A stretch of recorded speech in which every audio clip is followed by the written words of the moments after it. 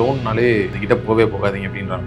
First good லோன்னா என்ன, bad லோன்னா என்ன? உங்கள் குட் லோன் அப்படின்றது வந்து டிப்ரிஷியேட்டிங் அசெட் அப்படின்றது வந்து இன்றைக்கி நம்ம காரோ இல்லை ஒரு வெஹிக்கிளோ எடுக்கிறோம், 5 வருஷம் நம்ம யூஸ் பண்ணுறோம், யூட்டிலிட்டி வேல்யூவை விட்டுட்டோம்னா 5 வருஷம் முடிவில் வந்து அதோட வேல்யூ வந்து. நான் ஒரு லோன் எடுக்கணும்னு நினைக்கிறேன் சார். ஒரு ப்ரெஷர்னால லோன் எடுக்கக்கூடாது சார். நான் லோன் எடுக்கிறதுக்கு முன்னாடி தெரிஞ்சுக்கிட்டு நல்லபடியாக அந்த லோனை மாற்றணும். அப்படின்னா ஒரு 3 விஷயம் நான் லோன் எடுக்க முன்னாடி பார்க்க வேண்டியது. எல்லாருக்குமே காமனாக இருக்க ஒரு சேலரி அப்படின்னு பார்த்தா 25,000. இஎம்ஐயும் இருக்குது எனக்கு. நான் ப்ரெஷரே இல்லாமல் இருக்கணும் அப்படின்னா எவ்வளோ பர்சன்டேஜ் இஎம்ஐ? அது வந்து ஒரு 40 வரைக்கும் போகலாம். பட் 40க்கு மேலே உங்களுடைய இஎம்ஐ இருந்ததுன்னா உங்களுடைய ரெகுலர் லைஃப் வந்து டெஃபினட்டாக அஃபெக்ட் ஆகும். சார் இப்போ ஒருத்தருக்கு வந்து பர்சனல் லோனும் இருக்குது, கிரெடிட் கார்டு லோனும் இருக்குது, கோல்டு லோனும் இருக்குது. இதில் எதை நான் ப்ரிஃபரபுளாக ஃபஸ்ட்டு க்ளோஸ் பண்ணணும்னு எனக்கு ஐடியாவே இல்லை. கிரெடிட் கார்டு அப்படின்றது வந்து நீங்கள் ஸ்மார்ட்டாக இருக்கும்போது அந்த 45 நாள் விண்டோக்குள்ளே யூஸ் பண்ணிங்கன்னா நான் வந்து லோனை வச்சுட்டே எஸ்ஐபி பண்ணலாமா? வணக்கம் சார். வணக்கம் சார். இப்போது இன்ஸ்டா சைடாக இருந்தாலும் சரி, யூடியூப் சைடாக சரி, ஒரு ஃபினான்ஷியல் இன்ஃப்ளூயன்சரோட வீடியோ பார்க்குறோம், இல்லை ஃபினான்ஷியல் அட்வைசரோட வீடியோ பார்க்குறோம் அப்படின்னாலே அவங்க சொல்கிற விஷயம்னா லோன்னாலே ஒரு ரொம்ப கெட்ட விஷயம், அதுக்கிட்ட போகவே போகாதீங்க அப்படின்றாங்க. ஒரு சில பேர் சைடு பார்த்தோம்னா குட் லோன்னு ஒன்று இருக்குன்றாங்க. ஸோ எங்களுக்கு புரியவே இல்லை. ஃபஸ்ட்டு குட் லோன்னா என்ன, பேட் லோன்னா என்னன்னு ஒரு எக்ஸாம்பிளோட சொல்லிடுங்க சார். உங்கள் குட் லோன் அப்படின்றது வந்து உங்களுடைய அசட்டை வளர்க்கணும். ஓகே. உங்களுடைய நெட்வொர்த்தை எப்படி வளர்க்குதோ அது வந்து good loan. Okay. For example இப்போ நீங்கள் ஒரு ஹவுசிங் லோன் எடுக்கிறீங்க, ஒரு கடன் வாங்குறீங்க, ஒரு வீடை வாங்குறீங்க. வீடு ஓவர் பீரியட் ஆஃப் டைம் வளரப்போகுது. ஸோ நீங்கள் கடன் வாங்குற ரேட்டு ஒரு ரேட்டில் வந்து வளர்க்குறீங்க. ஃபார் எக்ஸாம்பிள் 8% ஹோம் லோன் அப்படின்றீங்க. உங்களுடைய ஹவுஸ் அப்ரிசியேஷன் வந்து 10%ல் க்ரோ ஆகுதுன்னு வச்சுக்கலாம். ஹவுஸோட ப்ரைஸ் 10% வந்து க்ரோ ஆகுது அப்படின்னா இந்த 8ஓட இந்த 10 பெருசு. உங்களுடைய காஸ்ட் ஆஃப் கேபிட்டலோட உங்களுடைய ஏர்னிங் பெருசு அப்படின்னும் போது உங்களுடைய அசெட் வந்து நெட்வொர்த் வந்து வளர செய்யும். ஓவர் பீரியட் ஆஃப் டைம் இது நீங்கள் அடைச்சி முடிச்சிடுவீங்க. பட் இது வந்து வளர்ந்துட்டு இருக்கும். ஸோ இதெல்லாம் உங்களுக்கு குட் லோன். ஓகே. அதே நீங்கள் ஒரு டிப்ரிஷியேட்டிங் அசெட்டை வாங்குறீங்க அப்படின்னா that is a bad loan. Depreciating asset வேணுன்றது இல்லை, எக்ஸ்பெண்டிச்சர் கூட இன்னைக்கு லோன் வாங்கலாம். டிப்ரிஷியேட்டிங் அசெட் அப்படின்றது வந்து இன்னைக்கு நம்ம காரோ இல்லை ஒரு வெஹிக்கிளோ எடுக்கிறோம், 5 வருஷம் நம்ம யூஸ் பண்ணுறோம், யூட்டிலிட்டி வேல்யூவை விட்டுட்டோம்னா 5 வருஷம் முடிவில் வந்து அதோட வேல்யூ வந்து ரொம்ப குறைச்சது. கரெக்ட். ஸோ அது மாதிரி ஒரு விஷயம். இப்போ நீங்கள் ஒரு லோனை வாங்குறீங்க, இன்னொரு ட்ராவல் பண்ணுறீங்க அப்படின்னா 5 வருஷம் கழிச்சோ இல்லை வந்து 2 வருஷம் கழிச்சோ அதுக்கு ஒன்றும் வேல்யூ கிடையாது. You got a experience, but still நீங்கள் லோனை சர்வீஸ் பண்ணிட்டு இருப்பீங்க. ஸோ இந்த மாதிரி விஷயங்கள்லாம் வந்து உங்களுக்கு பேட் லோனில் வரும். எங்கே உங்கள் அசெட் வளருதோ அதெல்லாம் குட் லோன். ஓகே. நான் ஒரு லோன் எடுக்கணும்னு நினைக்கிறேன் சார். நான் வந்து பிளாங்காக ஒரு ப்ரெஷர்னால லோன் எடுக்கக்கூடாது சார். நான் லோன் எடுக்கிறதுக்கு முன்னாடி தெரிஞ்சுக்கிட்டு நல்லபடியாக அந்த லோனை மாற்றணும். அப்படின்னா ஒரு 3 விஷயம் நான் லோன் எடுக்கிற முன்னாடி பார்க்க வேண்டியது என்ன? மெயினாக வந்து உங்களோட சிபில் ஸ்கோர் ஓரளவுக்கு வந்து அதை பார்க்க கற்றுக்கோங்க. அது வந்து ஒரு நல்ல ஸ்கோராக இருந்ததுன்னா 750க்கு மேலே இருந்ததுன்னா உங்களுக்கு வந்து ஒரு பெட்டரான ஒரு இது கிடைக்கும். ஓகே. 2வது லோன்ஸோட டேர்ம்ஸ் அண்ட் கண்டிஷன்ஸ்.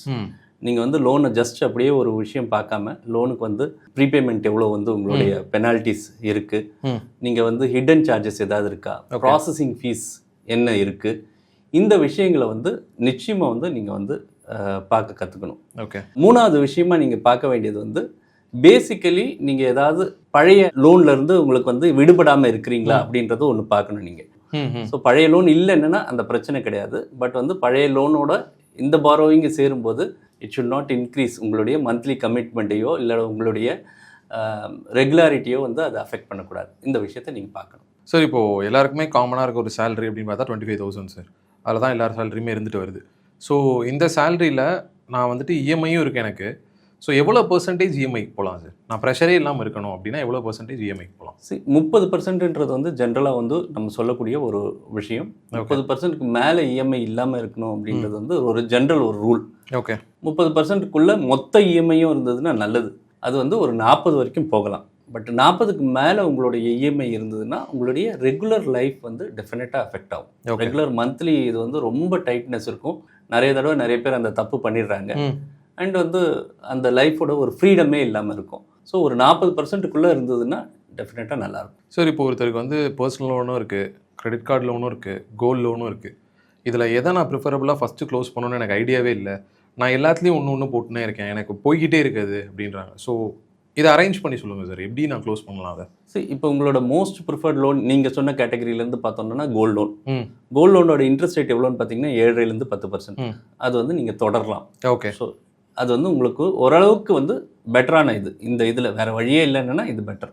ரெண்டாவது வந்து பர்சனல் லோன், அதோடைய ரேஞ்ச் பார்த்தீங்கன்னா 10லேருந்து 20%. ஓகே. இன்ட்ரெஸ்ட் ரேட் வந்து 10லேருந்து 20% இருக்கும். ஸோ அது வந்து அடுத்த ஆப்ஷனாக வச்சுக்கலாம். கிரெடிட் கார்டு அப்படின்றது வந்து நீங்கள் ஸ்மார்ட்டாக இருக்கும்போது அந்த 45 நாள் விண்டோக்குள்ளே யூஸ் பண்ணிங்கன்னா கிரெடிட் கார்டு ஓகே. பட் அதுக்கு மேலே இருக்கக்கூடிய அந்த பீரியட் வந்து டெஃபினட்டாக நீங்கள் இன்ட்ரெஸ்ட் பே பண்ணுறது வந்து 3லேருந்து 4% பர் மந்த், அதாவது 36லேருந்து 48% பே பண்ண போகிறீங்க. ஃபஸ்ட்டு அந்த லோன் வந்து அது பெரிய அமௌண்ட்டாக இருந்ததுன்னா அதை அடைக்கிறது வந்து ரொம்ப நல்லது.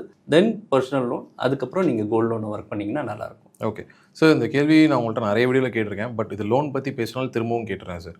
நான் வந்து லோனை வச்சுட்டே எஸ்ஐபி பண்ணலாமா அப்படின்னு இப்போயுமே நிறைய பேர் அந்த தப்பு பண்ணுறாங்க. இது தப்பாக கரெக்டானே தெரியாமல் பண்ணுறாங்க. ஸோ இது கரெக்டான மூவா சார்? ஒருத்தர் வந்தார் எங்ககிட்ட வந்து ஒரு 7-8 இயர்ஸ்க்கு முன்னாடி வந்தார். அவருக்கு வந்து ஹோம் லோன் போயிட்டு இருந்தது. ஓகே. அப்போ ஹோம் லோனை வச்சுட்டே வந்து நாங்கள் எஸ்ஐபி பண்ணலாமா அப்படின்ற போது ஒரு கேள்வியை கேட்டார். ஸோ நாங்கள் வந்து அதுலேருந்து ஹோம் லோன்லேருந்து ஒரு 20% வந்து அமௌண்ட்டை வச்சுக்கோங்க, இஎம்ஐ எவ்வளோ இருந்ததோ அதுலேருந்து 20% அமௌண்ட்டை வந்து எஸ்ஐபியை பண்ணுங்க அப்படின்னு சொல்லிட்டு வந்தோம். அந்த 20% வந்து ஒரு 10% வந்து எவ்ரி இயர் பெருக்கிக்கோங்க அப்படின்னோம். ஸோ அவர் அதே டிசிப்ளினில் ஆரம்பித்தார். அதுக்கப்புறம் அவருடைய ப்ரொமோஷன் வந்தது, சேலரி வந்தது. எப்போல்லாம் வந்து அந்த அமௌண்ட் வந்ததோ அதை வந்து அவர் இன்க்ரீஸ் பண்ண ஆரம்பித்தார், எஸ்ஐபி இன்க்ரீஸ் பண்ண ஆரம்பித்தார். இன்றைக்கி அவருடைய அந்த எஸ்ஐபியோட அமௌண்ட் ஆனது ஆல்மோஸ்ட் அந்த லோன் அமௌண்ட்டோட அதிகமாக இருக்குது. ஓகே. இது வந்து 8 வருஷத்துலேயே நடந்த மேஜிக். இதில் அவர் பண்ணின ஒரே ஒரு விஷயம், கண்டினியூஸாக வந்து அந்த எஸ்ஐபியை இன்க்ரீஸ் பண்ணிக்கிட்டு போனது. டெஃபினட்டாக அவருடைய சேலரியோட பொருந்துற மாதிரி எப்போ இது வருதோ டெஃபினட்டாக 10% இனிஷியலாக பிளான் பண்ணியிருந்தோம், அதுக்கு மேலேயே பண்ண ஆரம்பித்தார். ரெண்டாவது லோனோட அமௌண்ட் வந்து குறைஞ்சிட்டே வந்தது. இது ரெண்டும் வரும்போது டெஃபினட்டாக எஸ்ஐபியோட பொருந்தும். பட் அதே நேரத்தில் நீங்கள் பெரிய இன்ட்ரெஸ்ட் இருக்கக்கூடிய லோனாக இருந்ததுன்னா டெஃபினட்டாக எஸ்ஐபியை கன்சிடர் பண்ணக்கூடாது. முதல்ல அந்த லோனை அடைச்சிட்டு எஸ்ஐபியை கன்சிடர் பண்ணுறது நல்லது. ஓகே. எல்லா விஷயத்தையுமே இன்னொருத்தவங்களை ஃபாலோ பண்ணுன்னு சொல்கிறதுக்கு முன்னாடி நீங்கள் ஃபாலோ பண்ணியிருப்பீங்க கண்டிப்பாக. ஸோ நீங்கள் ஃபாலோ பண்ண கோல்டன் ரூல் என்ன? இப்போ நீங்கள் ஒரு விஷயம் பாரோ பண்ண போகிறீங்க அப்படின்னா, பணம் பாரோ பண்ணுற சுச்சுவேஷன் வந்துச்சுன்னா ஒரு கோல்டன் ரூல் நான் ஃபாலோ பண்ணுவேன் இதில் அப்படின்னா என்ன ரூலாக இருக்கும்?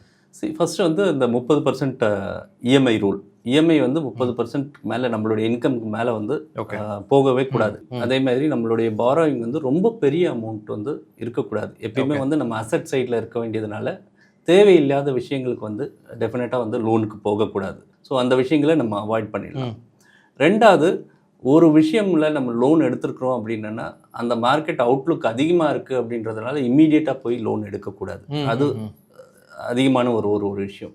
அதுக்கு அடுத்த ஒரு விஷயம், சில நேரத்தில் வந்து லோனை வந்து லீவரேஜுக்காக எடுப்பாங்க. Okay okay. இந்த லீவரேஜ் என்னன்னா, இது பாரோ பண்ணி ஸ்டாக் மார்க்கெட்டில் இன்வெஸ்ட் பண்ணவங்க நிறைய பேர் இருக்காங்க.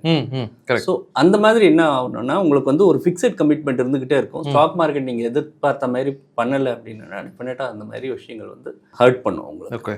ஸோ இந்த விஷயங்களை நீங்கள் பார்த்துட்டு ஓரளவுக்கு உங்கள் சிபில் ஸ்கோரையும் மேனேஜ் பண்ணுற மாதிரி நல்லபடியாக ஒரு விஷயத்தை நல்லா பண்ணினீங்கன்னா டெஃபினட்டாக உங்களுக்கு வந்து நல்ல ஒரு விஷயம், நல்ல ஒரு லோன் மேனேஜ்மெண்ட் ஹிஸ்ட்ரி இருக்கும்.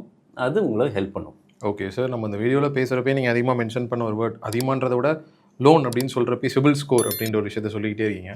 ஸோ நெக்ஸ்ட் வீடியோ நம்ம சிபில் ஸ்கோரை பற்றி ஃபுல்லாக பேசி ஒரு வீடியோ மாதிரி பண்ணலாம். சிபில் ஸ்கோர்ன்றது ஒரு நல்ல ஒரு டாபிக். டெஃபினட்டாக அடுத்த வீடியோவில் பேசுவோம். Sure sir, sure sir. நன்றி சார். நன்றி.